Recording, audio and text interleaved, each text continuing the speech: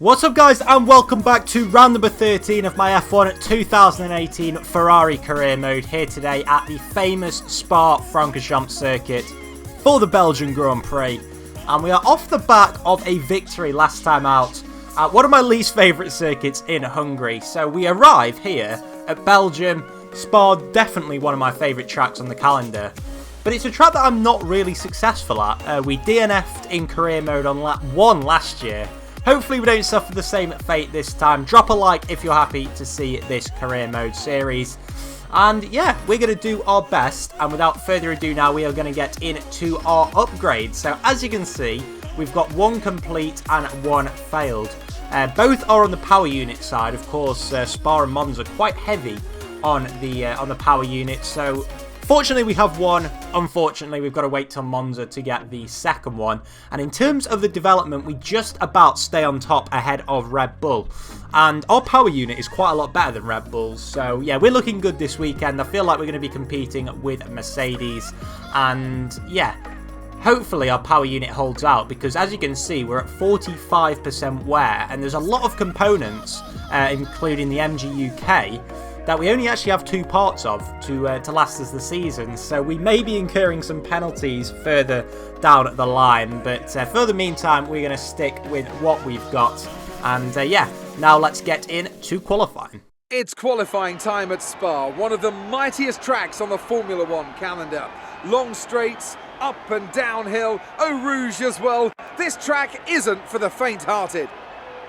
So here we go into Q3. We've got just 10 seconds left to go. We're really leaving it to the last minute because it's actually been quite a wet qualifying session and it's just dried up for us into the final few seconds, and we go into La Source now down into second gear for one of the best laps on the F1 calendar. We unleash it into overtake ERS deployment as we go into Eau Rouge now at the bottom of the hill and into the right left through Radion and onto the Camel Straight. Now it's a little bit of relaxation time, pretty much the only bit of relaxation that you have over the course of this entire lap. Hitting 213 miles an hour before braking now into Les Combes. The right left, we were a little bit wide there as we now go through the right-hander and down the hill into Rivage here at turn 8. It's very, very tight on this year's game, notably more so than in previous years. And now we go through No Name,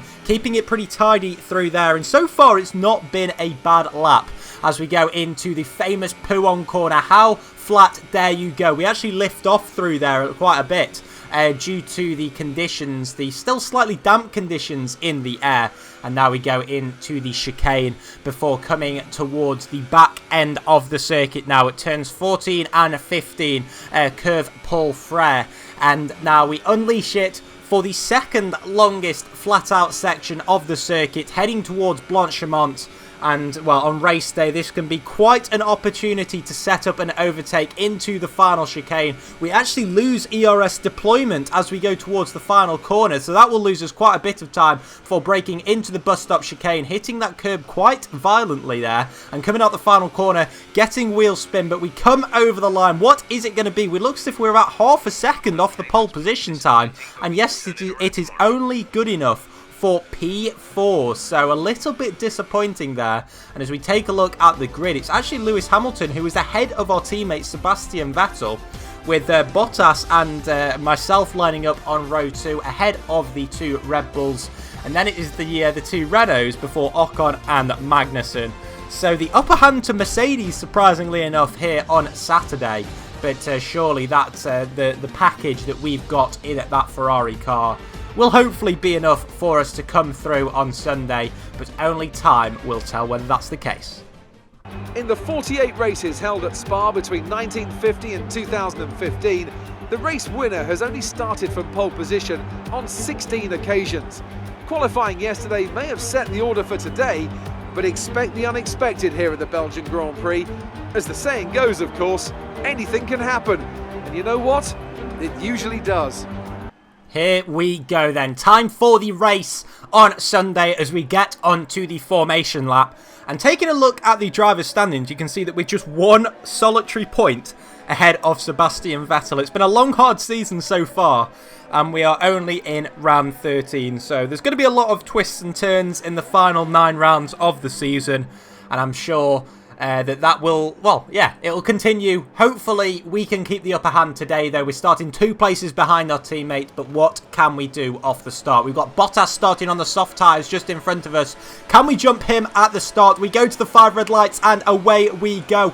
We get a much better start, initial getaway, than Valtteri Bottas, but can't get ahead of him into La Source. Vettel also challenging Hamilton, who is also on the soft tyres, and we go round the outside of Bottas, getting so much better traction than him through La Source on the exit, and it looks as if we've actually got ahead of him into Eau Rouge, and now we are challenging at the top of the hill Lewis Hamilton, who started on pole position. We're blitzing past him, and we are now in the slipstream of our teammate as we head towards the end of the Kemmel Straight. We are going to be leading this Grand Prix by the looks of it. Look at the cars. We're pretty much 2 by 2 all the way through. Vettel has to bail and let Hamilton through, and we are leading the Belgian Grand Prix. After starting in P4, by the end of Sector 1, we are leading it. Who would have thought it? That is just absolutely brilliant stuff there. And well, I just can't quite believe that, to be honest. A fantastic start to the Grand Prix. Hamilton is now challenging us on the run down to Pouhon, but we keep that first position, and now our teammate has got ahead of Hamilton into P2. So a very good start for Ferrari. Of course, for our championship, that isn't necessarily the best thing that Vettel is ahead of Hamilton, but for the team it is looking pretty good. So we now go on to lap 3, where Daniel Ricciardo has also made his way past Lewis Hamilton, but we are going to concentrate on the battle between ourselves and our teammate Sebastian Vettel. Vettel getting a very good run up the hill. We tried to use as much ERS as we could going off the exit of La Source, but Vettel now has DRS and he's surely going to go for a move down the inside here into Les Combes. We're going to try and give him the room on the inside, and we've made contact with Sebastian Vettel. Part of Vettel's wing has fallen off, and well, the team are not going to be happy with that whatsoever. We're going to take a look at the replay. So as you can see, we're pretty much on the inside. We can't be really much more towards the curbing on the inside, and Vettel just sort of goes into us. So very much a racing incident, I think. And wow, the team, as I say, are not going to be happy with that whatsoever. It's pretty reminiscent of how desperate Vettel is getting in the real life F1 season. But just 1.5 laps later, at the end of lap 4, we decide to come in for our one and only pit stop of the afternoon. I expect our teammate to be coming in next lap, so it's going to be hopefully a bit of an undercut for us. We managed to get quite a bit ahead of Vettel, so that wing damage definitely holding him back at this stage of the race. We pretty much managed to pull about 2.5-3 second lead over him, and it just felt pretty easy over those 1.5 laps, whereas the first 3 laps of the race were far from easy.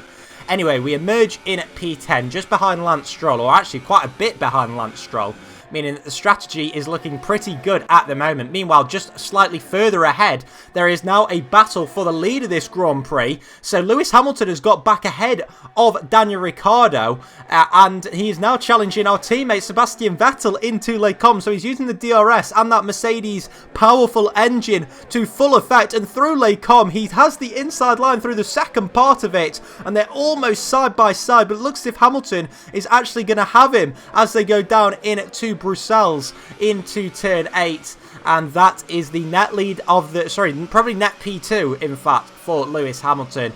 Meanwhile, our teammate comes into the pits at the end of lap 5. Hamilton and Bottas will carry on for a little bit longer, seeing as they're on the soft tyres, but it's a long stop for Vettel, who has had to have his wing replaced as a result of the contact. Now, on the face of it, the contact didn't seem that great, but evidently the Ferrari guys felt the need to change Vettel's wing, and he is going to be raging at us. And, well, that can only do our championship good, surely.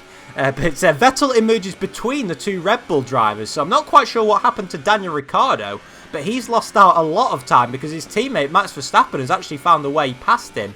Meanwhile, we are currently sitting in P4, as Kevin Magnussen, who was yet to pit, is now retired from this race. By the looks of it, he's had a terminal problem, and that is not a good end to the afternoon for the Haas driver. Meanwhile, we have got the 2 Mercedes still ahead of us, but at the end of lap 7, one of them, Valtteri Bottas, has decided to come into the pit lane, meaning that Lewis Hamilton is only going to have a 3-lap stint on the super soft tyres. So a little bit of an interesting strategy there. I believe he's around 14 seconds ahead of us, and at the end of lap 8 he does decide to come into the pit lane, and it's going to be interesting to see how far behind us he is, because of course he's going to have those quick tyres and they are going to be very, very fresh, just the 3 laps on them. And of course he didn't do a qualifying lap on these, unlike myself. So I did 4 laps at the start of this Grand Prix, plus a qualifying lap, and the tyres didn't feel terrible either, so Hamilton is going to be lightning quick in these final 3 laps of the race as he emerges quite a way ahead of our teammates. And there you can see the gap to Hamilton, probably about 4.5 to 5 seconds at the moment. So yeah, looking pretty good, but by the end of lap 10, just a lap and a half later, under 2 laps later, Hamilton is right on our tail. He must have turned the engine up to full whip because he is really closed in on us. He's pulled away from our teammate Sebastian Vettel and is now almost, or he might actually now be within DRS range of ourselves as we go through the bus stop chicane. We are going to ride on board with ourselves for the final lap of this Grand Prix.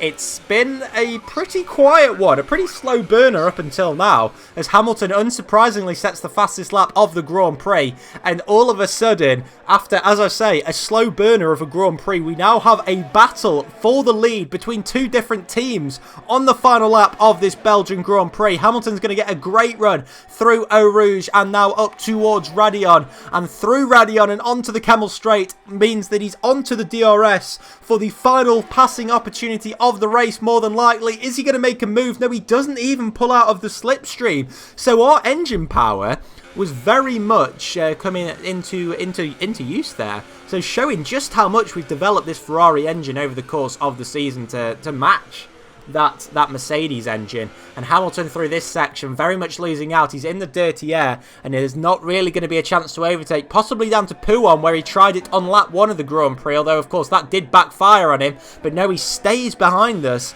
meaning he must be eyeing up a move through Blanchimont and towards the bus stop chicane. That really would be a last gasp move. So at the moment we're just, we've got a lot of ERS remaining. We've got around 40% of it left.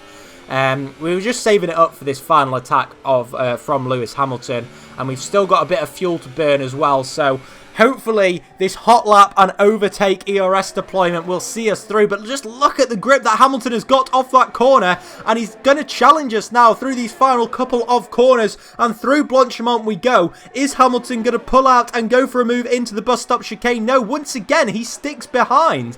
There is no attack from Lewis Hamilton, and as a result we come through the bus stop chicane and out of the final corner to claim another victory. This time at Spa we have finally broken our bogey around this circuit. In the Ultimate career we had terrible luck around here, and in F1 2017 we had the same luck, but this time we have finally won around Spa, and what an important time it has come at. Our teammate could only muster P3, meaning that we now have an 11-point lead in the drivers' standings. Now that means pretty little at this stage, but it's still nice to have, of course. Just a little bit of a buffer. So yeah, brilliant race from ourselves. Really, really happy with that. Saved up for that final attack from Lewis Hamilton. And yeah, really happy with that race. The Mercedes were pretty quick, but it wasn't any sort of pace that we couldn't counter. Hamilton didn't actually even pull out of the slipstream, as I said earlier, to even go for a move. So yeah, pretty happy. Ricciardo came home in P4, just outside the podium positions, with Bottas a very disappointing second half of the race. I'm not even sure what happened to Bottas. Maybe he had some wing damage. Again, had to maybe get a wing replaced or something. Meanwhile, Kevin Magnussen actually stumbled home in P19, 2 laps down, so I have no idea what it was that happened to him, but I thought it was a terminal failure. Evidently not. And Fernando Alonso turning up in P9, got to respect him for that. And there you can see 11 points is the gap to Sebastian Vettel, with Hamilton and Ricciardo a long, long way back. There's still quite a way to go in the championship. I believe there's 8 rounds, but it's looking pretty ominous in the constructors' standings. Ferrari 146 points ahead, more than what the majority of the grid actually have in terms of points, which is crazy. But anyway, that is it for the Belgian Grand Prix. Hopefully you guys enjoyed it. Join me next time for the Italian Grand Prix. I very much look forward to that one. But until then, guys, do take care. I'll see you then. Bye-bye.